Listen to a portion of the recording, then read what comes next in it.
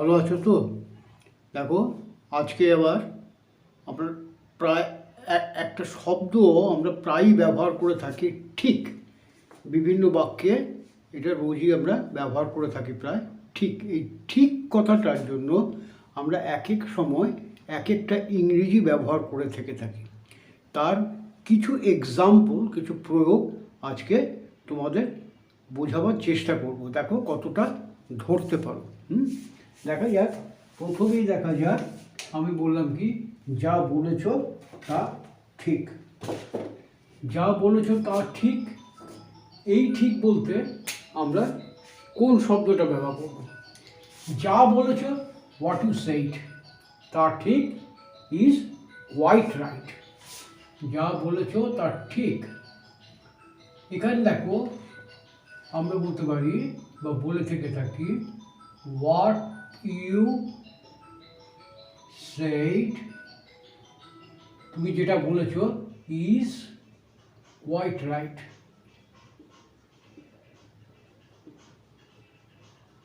Right মানেও ঠিক। এখানে তুমি যা বলেছ তা ঠিক, এইটা বলতে গেলে শুধু রাইট বললেও হয়, কিন্তু সেটা ভালো, অর্থটা ভালো প্রকাশ করবে না। সেই জন্য আমরা বলবো what you said is quite right, তা সম্পূর্ণ ঠিক। আমি ঠিক ওই ছেলেটিকে ওখানে দেখতে পাচ্ছি। দেখো, এটাই আগেও তোমাদের বলেছি, দেখতে পাচ্ছি, দেখা ইংরেজি সি, দেখতে পাচ্ছি কন্টিনিউয়াস টেন্স বলে মনে হচ্ছে। Seeing is, I am seeing, এরকম হবে না। তার কারণ সিটা হচ্ছে তোমার যে verb, see verb, see, hear, এগুলোর সঙ্গে কন্টিনিউয়াস টেন্স হয় না। This are verb of perception. সেই জন্য এগুলো হয় না, ইন্দ্রিয় গ্রাহ্য ক্রিয়া, সেই জন্য এগুলোর কন্টিনিউয়াস টেন্স হয় না। সেখানে হবে কি, আমি দেখতে পাচ্ছি মানে আই সি, ঠিক ওই ছেলেটিকে, যখন ঠিক ওই ছেলেটা, ঠিক ওই বাড়িটা, ঠিক এই কাজটা, এরকম যখন আমরা বলতে চাই, তখন আমরা ভেরি কথাটা ইউজ করি। তাহলে আমি ওই ছেলেটাকে দেখতে পাচ্ছি, আই সি দ্যাট, ওই ছেলেটিকে, ঠিক ওই ছেলেটিকে, that very boy, very boy. এইবার দেখো এখানে আরেকটা জিনিস, I see that very boy, ওখানে শুধু কি দেয়ার হবে না, I see that boy over there, over there, এই কথাটা বলতে হবে, ওভার কথাটা বলতে হবে। কেন বলতে হবে? ওভার বলতে সোজাসুজি তুমি যদি কোনো কিছু দেখো, সেখানে আমরা ওভার কথাটা ব্যবহার করি। যেমন বইটা ওইখানে, আমি সোজাসুজি বইটাকে দেখতে পাচ্ছি, the book is over there. ঠিক আছে? ছেলেটা ওইখানে দাঁড়িয়ে আছে, আমি সোজাসুজি তাকে দেখতে পাচ্ছি, I see the boy over, standing over there. বুঝতে পেরেছ? এরকমভাবে বলতে হবে। এইবার দেখো, কোনো ছেলেই ঠিক উত্তর দেয়নি। উত্তর দেওয়া ইংরেজি কি? অ্যান্সার। দেয়নি, has not answered. Did not answer, আমরা দুরকমভাবেই বলতে পারি। এইবার কোনো ছেলেই বলতে, এখানে ছেলে বলতে আমরা স্টুডেন্টের কথাই সাধারণত বুঝবো। কোনো ছেলে উত্তর দেয়নি মানে কোনো ছাত্রই ঠিক উত্তর দেয়নি। সুতরাং এখানে স্টুডেন্টও ব্যবহার করতে পারি বা বয়ও ব্যবহার করতে পারি। এবার কোনো ছেলেই না, নান অফ দ্য স্টুডেন্টস, কোনো ছেলেই না, অথবা নো স্টুডেন্ট, কিন্তু ভালো হবে কোনটা? নান অফ দ্য স্টুডেন্টস। তাহলে আমরা কী লিখব? নান অফ দ্য স্টুডেন্টস, কি বলবো? None of the students. এইবার দেখো, উত্তর দেয়নি, has not given, has not answered, এরকমভাবে করতে পারি। কিন্তু এরকম ক্ষেত্রে আমরা সাধারণত পাস্ট ইনডেফিনিটই করে থাকি। তাহলে নান of the students answered, ANSWERED। কেন উত্তর দেয়নি, হ্যাজ নট অ্যান্সার্ড কেন বললাম না?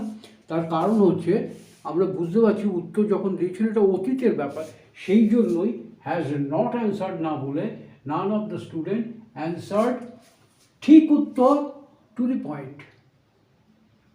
Two the point. এখানে একটা জিনিস কিন্তু খেয়াল করতে হবে, এই যে টু দি পয়েন্ট বললাম ঠিক উত্তর দেয়নি, এটা কিন্তু দুরকম পরীক্ষার ক্ষেত্রে দুরকম হয়ে যাবে। কীরকম, ধরো আমি ফিজিক্সের বা এমন একটা সাবজেক্ট আছে যেখানে পয়েন্ট অনুযায়ী বলতে হয়, একটা একটা করে উল্লেখ করতে হয়, সেখানে টু দি পয়েন্ট হবে। আর যদি এমন ব্যাপার হয় তাহলে মক টেস্টে শুধু টিক মারার ব্যাপার আছে, তাহলে টিক মারার ব্যাপার থাকে যদি এরকম যদি থাকে, সেরকম ক্ষেত্রে যদি আমরা টু দি পয়েন্ট বলি তাহলে কিন্তু ভুল হয়ে যাবে। তো সেখানে হবে none of the student answered right, অথবা none of the student gave the right answer, দুরকমভাবে আমরা বলতে পারি। সুতরাং টু দি পয়েন্ট আমরা ব্যবহার করবো কোনখানে, যেখানে যুক্তিতর্কের ব্যাপার আছে, ইতিহাস আছে, ইতিহাসের বিভিন্ন পয়েন্টগুলো উল্লেখ করতে হবে, সেখানে আমরা বলবো to the point. None of the students answered to the point, অথবা gave answer to the point, এরকমভাবে বলবো। হ্যাঁ, এবার দেখো প্রত্যেক ছেলেই ঠিক উত্তর দিয়েছে, সেখানে প্রত্যেকের জন্য আমরা কি বলবো, এই নানের জায়গায় আমরা বলবো every student, EVRY, every student. আচ্ছা, এখানে কিন্তু একটা জিনিস খেয়াল করে দেখো এভরি স্টুডেন্ট বলেছি, every student answered to the point, every student answered to the point. কিন্তু এখানে লিখেছি দেখো নান অফ দ্য স্টুডেন্টস, তাহলে এখানে এস নেই, এখানে এস আছে, কেন, মানে ছাত্রদের মধ্যে কেউই নয়, সেই জন্য এখানে স্টুডেন্টস রয়েছে। আর এভরি স্টুডেন্ট মানে প্রত্যেক ছাত্র, ইন্ডিভিজুয়াল, একা একা, সেই জন্য হচ্ছে এভরি স্টুডেন্ট। আবার দেখো তাহলে এটা হলো প্রত্যেক ছেলে ঠিক উত্তর দিয়েছে, every student has given the right answer, has given the right answer, NSWER। তাহলে এখানে দেখো রাইট অ্যান্সার কেন বললাম, এখানে টু দি পয়েন্ট কেন বললাম, তার কারণটা আগেই বললাম। যদি মক টেস্ট হয় বা যার হ্যাঁ বা না উত্তর হবে এরকম হয়, রামের বাবা কে ছিল, এর তো আর ব্যাখ্যা করার পয়েন্ট দেওয়ার কিছু ব্যাপার নেই। পানিপথের যুদ্ধ কোথায় হয়েছিল, এটার উত্তর তো পয়েন্ট দেওয়ার কোনো ব্যাপার নেই। এই পানিপথের যুদ্ধ কত সালে হয়েছিল, এতে তো পয়েন্ট দেওয়ার ব্যাপার কিছু নেই, সেখানে রাইট কথাটা আমরা ব্যবহার করব। এবার দেখো একটা ছেলে একটা ও আছে, এখানে একটা আছে, ঠিক উত্তর দেয়নি, তাহলে not even a single student, সেখানে আমরা বলবো not even a single student বা বয়, যাও খুশি বলো, যেরকম তুমি বলতে চাও, যেটা বোঝাতে চাইবে সেটা, স্টুডেন্ট হতে পারে, বয় হতে পারে। হ্যাঁ, তাহলে not even a single student has given the right answer, boy has given the right answer, বুঝা গেল? এবার দেখো তার বাড়ির ঠিক উত্তরে বললে আমরা সেটা বলবো ডিউ নট, তাহলে হিজ হাউস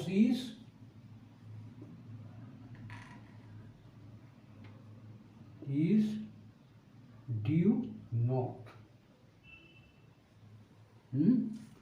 দেখো ডিউ নট উত্তর দিকে, আবার ডিউ এর পরে টু যদি বসাই আমরা, তার অর্থ কিন্তু আলাদা হয়ে যাবে। ডিউ টু বললে সেটা বোঝাবে কারণে, I could not join my duty due to my illness.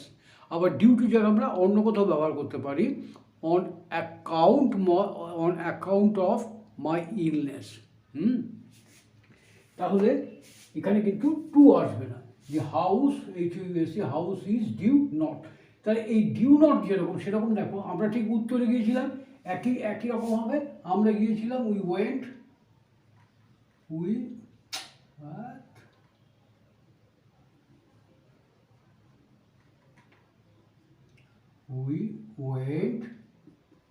Due not, এইভাবে ইংরেজিটা হলো। আপনার পাঠানো টাকা ঠিক সময়ে পেয়েছি, এখানে কি হবে, আপনার টাকা আমি ঠিক সময়ে পেয়েছি, সেক্ষেত্রে আমরা বলবো যে ঠিক সময় বলতে আমরা এখানে ব্যবহার করবো ইন টাইম। তাহলে আপনার পাঠানো টাকা, হ্যাঁ, এখানে দুরকমভাবে বলতে পারি। একটা বলতে পারি, দেখো, I received, RECEIVED, received the money sent by you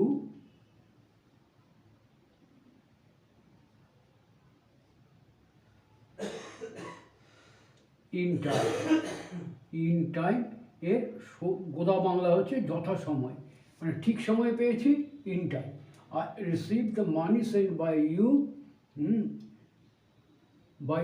in time। এটাকে এরকমভাবে বলতে হয়। দেখো, এটা একটা জিনিস খেয়াল করে রাখো, I received the money sent by you, তার money which was sent by you, এটা হুইচ ওয়াজ, এটা উৎস রেখেছি আমরা, হ্যাঁ। তাহলে I receive the money sent by, অথবা এটা এরকমভাবেও করা যেতে পারে।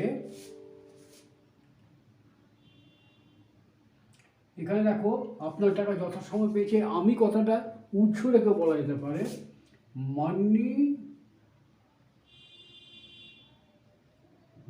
MONEY, money sent by you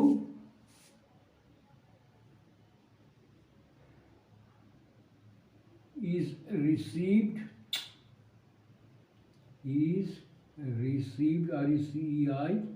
RECEIVED, received in time। এখানে দেখো একটা কথা বুঝছো, আমরা স্পোকেন ইংলিশের কথা যদি চিন্তা করি, তাহলে দেখো ইংরেজিটা এরকম হওয়া উচিত, money sent by you is received by me, by মিটা উৎস রয়ে গেছে, received by me in time. বলার সময় আমরা বাই মি কথাটা বলতে হয় না, আমরা বলবো money sent by you is received in time. তার মানে বোঝা যাবে আমি যথাসময়ে পেয়েছি। বোঝা গেল? আমি ঠিক জানতাম যে আপনি আসবেন। এখানে দেখো একটা জিনিস খেয়াল করো, এখানে জানতাম এটা পাস্ট টেন্স, আপনি আসবেন এটা ফিউচার। এরকম ক্ষেত্রে আমরা এই আগেও তোমাদের বলেছি, আমি ঠিক জানতাম। এবার ঠিকের জন্য আমরা কি ব্যবহার করব? আমি জানতাম, আই নিউ। আমি জানতাম যে, আই নিউ দ্যাট আপনি আসবেন। হ্যাঁ, আপনি আসবেন, ইউ উইল কাম, কিন্তু ইউ উইল কাম হবে না, যেহেতু আমি আই নিউ বললাম, পাস্ট টেন্স বলেছি, সেখানে হবে ইউ উড কাম। এবার এই ঠিকের জন্য কি করতে হবে? আমি জানতাম, I knew,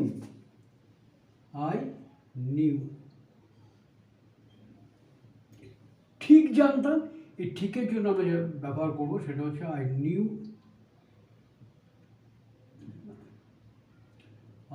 knew it for certain, CERTAIN, I knew it for certain that you would come। এই উডটা কেন হলো? যেহেতু এখানে নিউ বলেছি সেই জন্য। এগুলো খেয়াল রেখো কিন্তু, হ্যাঁ, একটা যদি খেয়াল করে রাখো, অন্য সেন্টেন্স করতে গেলেও কিন্তু এইগুলো অটোমেটিক্যালি তোমাদের হয়ে যাবে।